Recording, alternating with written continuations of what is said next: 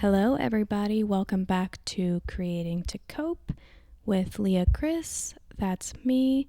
And I have a co-host named Odie over to my left. And he is going to get up on my lap now. Welcome to episode 11. That's so crazy. I'm so excited. Today, I'm going to talk about a couple of emotions that I've really been struggling with the past couple of years, but specifically the last year, and how they are similar and how they differ from one another. And that is regret and guilt. So I decided to look more into the definitions of these two terms and how they can be interchangeable, but also mean completely different things simultaneously. And so I want to get into that, and I want to jump straight into my points here. So our sources for this episode are merriam-webster.com/dictionary/regret, merriam-webster.com/dictionary/guilt, and Dr. Gregory Jant's article, How to Deal with Guilt and Regret, published on aplaceofhope.com. The definition of regret is to mourn the loss or death of, to miss very much, or to be very sorry for. The definition of guilt is the state of one who has committed an offense, especially consciously, feelings of deserving blame, especially for imagined offenses or from a sense of inadequacy, a feeling of deserving blame for offenses. So according to Dr. Gregory Jantz, in his article titled How to Deal with Guilt and Regret, he groups guilt and shame together, explaining how we experience both emotions when we fall short of our own expectations and standards. This was enlightening for me to read because I've always thought that these two terms were interchangeable. I thought that they kind of meant the exact same thing in a way, and so since I've been struggling with both of those, I have used them interchangeably. He says that guilt emerges when we have done something wrong and we feel like we must do something right, whether that's by an apology or change in behavior.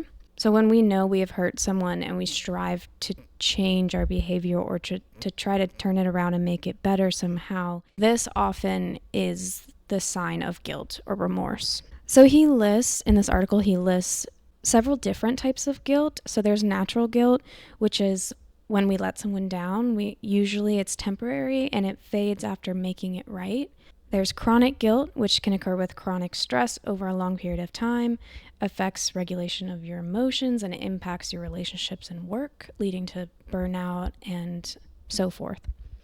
There's survivor's guilt. I know I've heard this term several times. It usually happens when somebody survives a traumatic event and others have not. And there's collective guilt, which is felt by a group of people who share responsibility, usually in a circumstance where another group of people is harmed.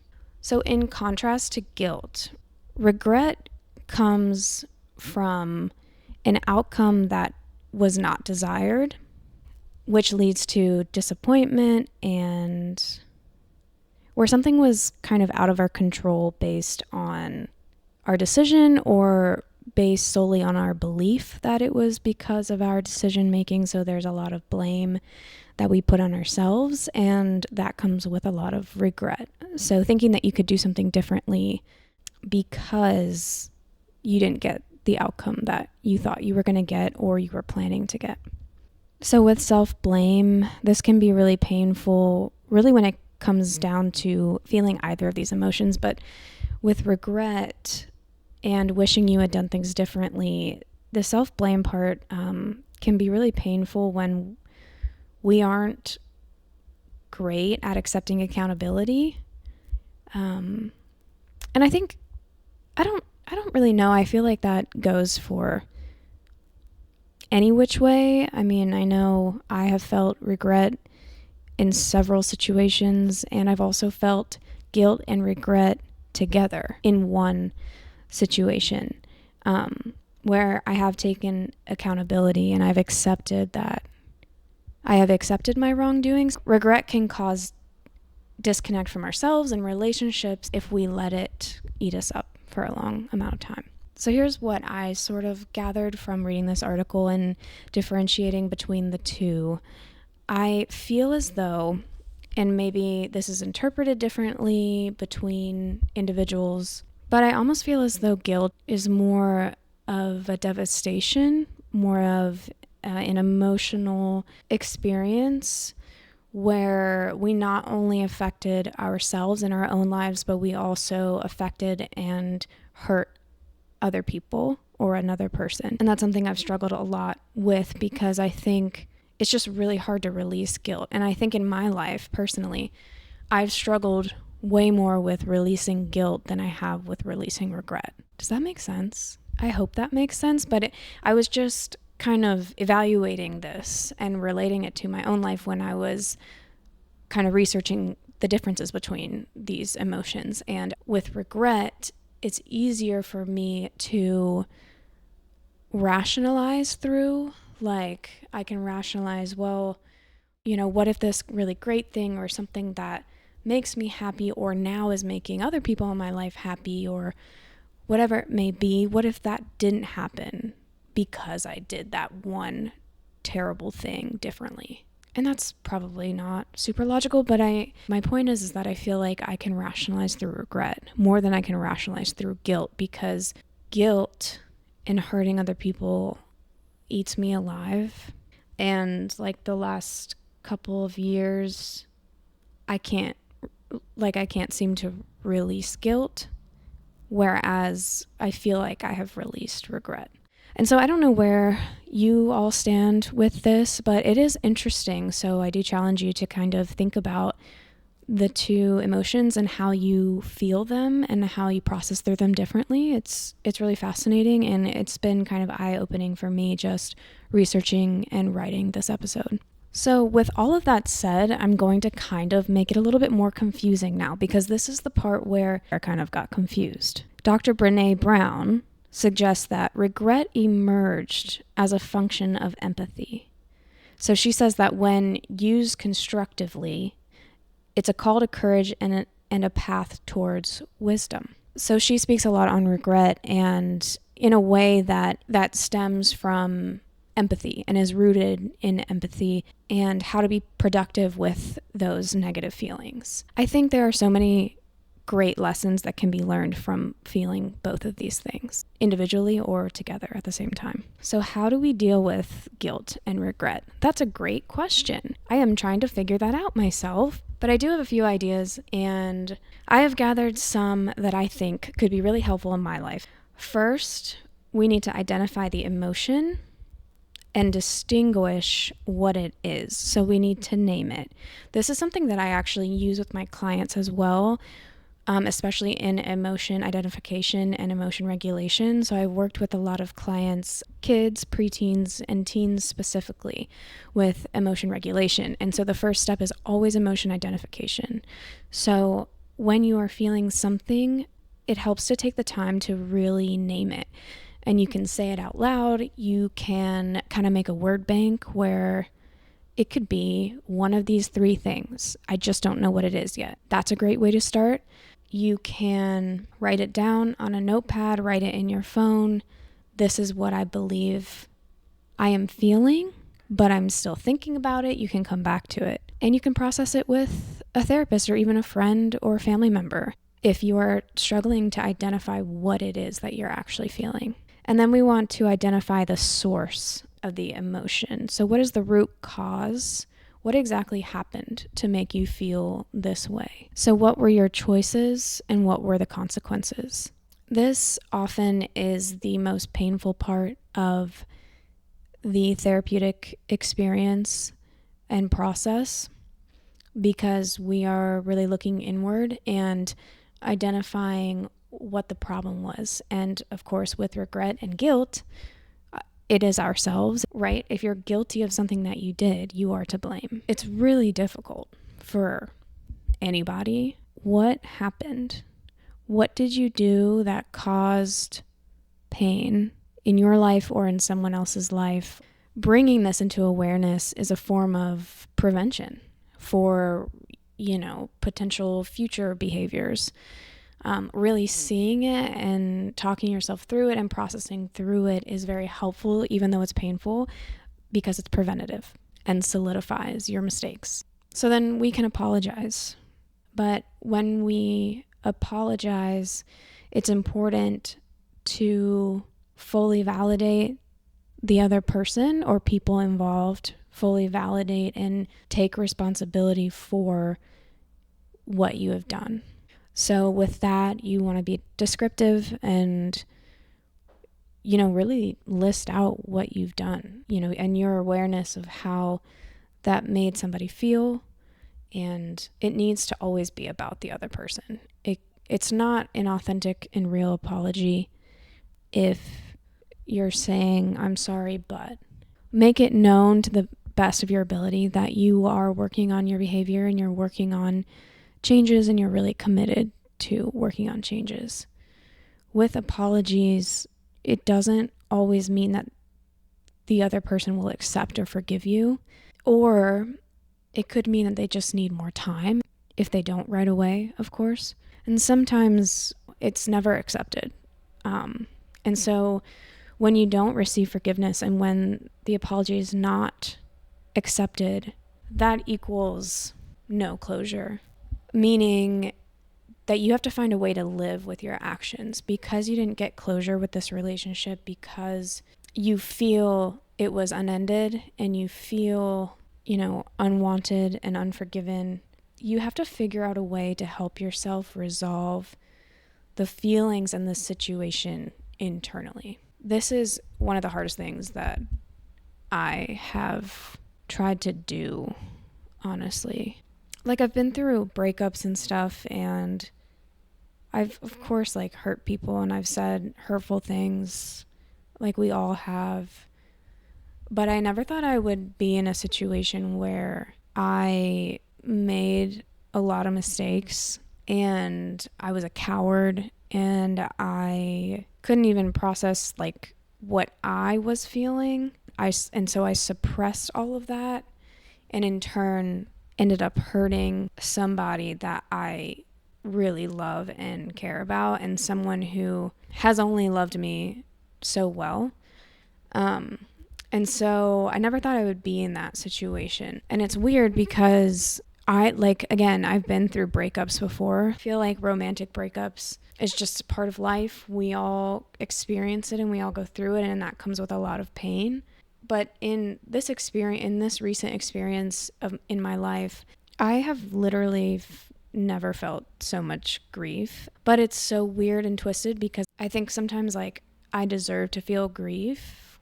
And that's okay to say. That's not me being I'm a victim, I deserve it all, but that's not what I'm saying. I'll never victimize myself in these types of situations, or I really hope that I don't. But yeah, so being the bad guy, being the villain in a situation or a story has really opened my eyes to a lot of things and a lot of relationship dynamics. And I really empathize with people who are stuck and don't know what to do and how to deal with things. So anyways, gosh, I just rambled on forever, but it's easier for me to release regret, but there's so much grief and sadness and guilt that I still harbor and hold on to, and it I don't know, it's destructive and I can't figure out how to get through it. But I have named it and identified it. So we name it, we identify the source of the emotion, we identify what we've done wrong, how that affected people or yourself. And ultimately, if the apology isn't accepted, that's when we have to take responsibility in closing it ourselves, closing the cycle of this guilt and self-blame. Another thing we can do moving forward is to commit to doing things differently in the future. So remorseful experiences can actually be traumatic in that they can stay with you for a very long time. So it can affect the way you engage with other people. It can affect your self-esteem, of course, and your relationship with yourself. It can affect the work you do. I know that going through a remorseful experience in my life has really affected like the work that I do, because my goal is to guide others to be loving individuals, not only to other people, but to themselves. And holding on to that has really affected many different parts of my life. And honestly, that's the human experience. We're humans, and it's okay to hold on to these things. I do want to be clear, that's a part of being human. But when we are ready, we can make these steps to move forward. So in committing yourself to making changes in your life, you can review your values. So what's important to you? What are your morals?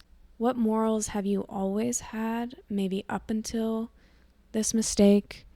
Or what morals have you recognized that you have because of this mistake? How do our actions align with our beliefs? And identify your goals to show others and yourself that you're committed. So I think even if you don't receive an apology or forgiveness, like having that person as a goal to better yourself, and, you know, because you don't lose love for somebody, or at least like in my experience. I know that it's mostly like self-evaluation and self-growth, but most of the time the things that I have done to better myself are motivated by other people and the people that I love and my relationships and how I want to continue to serve other people, because either I've let people down or haven't been honest, or past decisions have really hurt other people and or myself. And then comes self-forgiveness.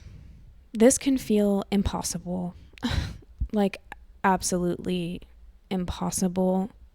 Self-compassion can feel impossible in times of remorse and guilt, but all humans mess up, and I think it's important to remember or to remind others that you were doing the best that you could with the information and feelings that you had at the time and the coping skills that you had at the time, whether you were in survival mode or blocking everything out so you weren't talking to anybody, you were shutting people out because you thought you were going to hurt people intensely. Regardless of the situation and all the intertwined strings and attachments and detachments, you did what you could in a way. Like imagine somebody comes to you, a friend or a family member, someone you adore and love, and they're distraught by something that they have done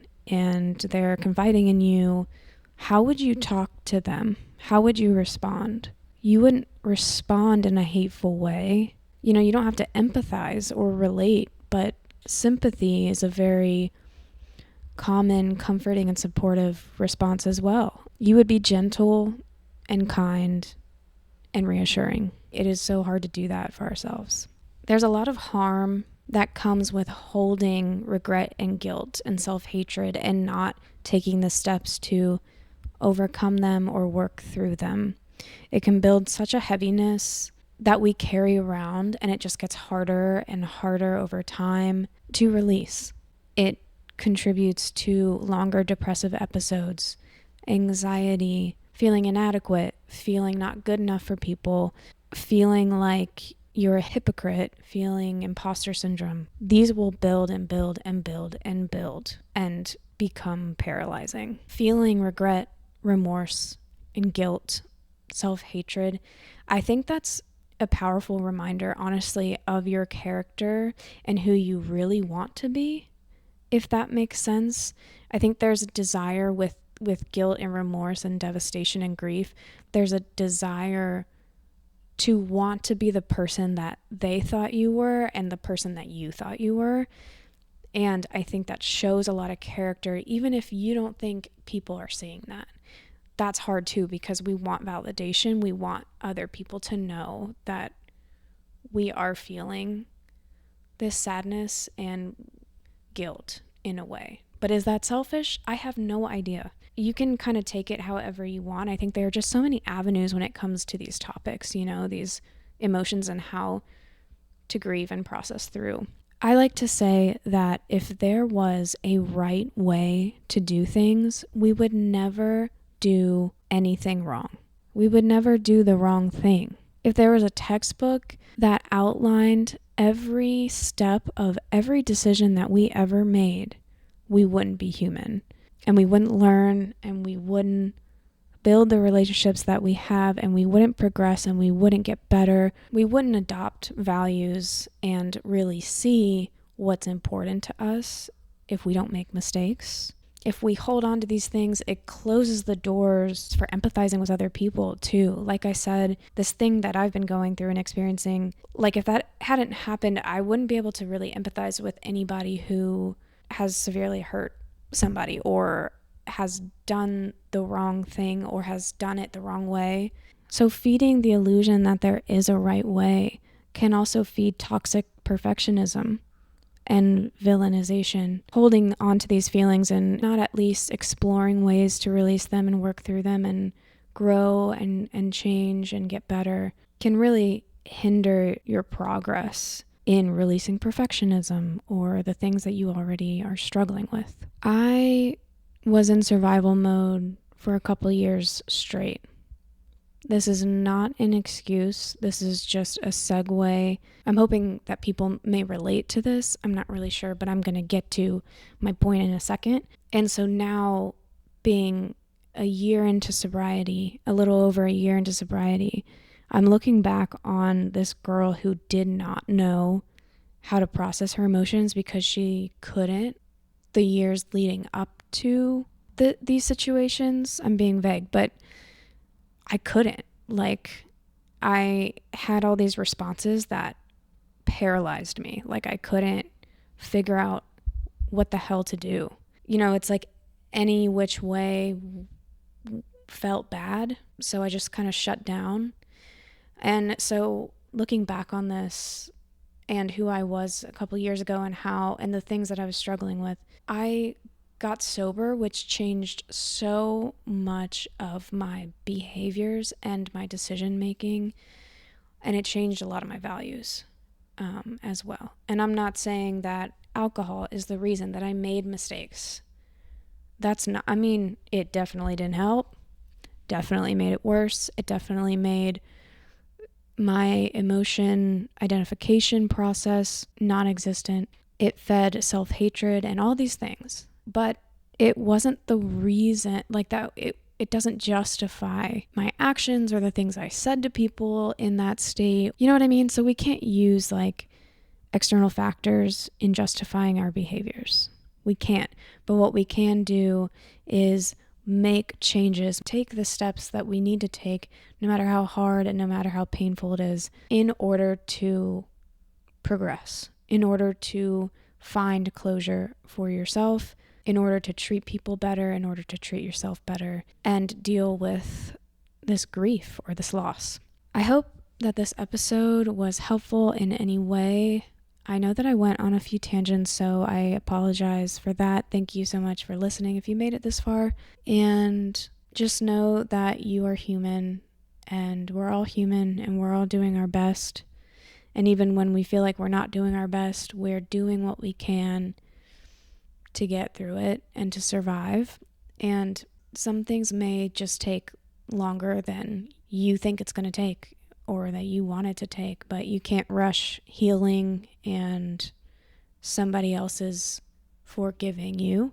I just wanted to close with that. I love you guys. Thank you so much for listening, and I will see you next time.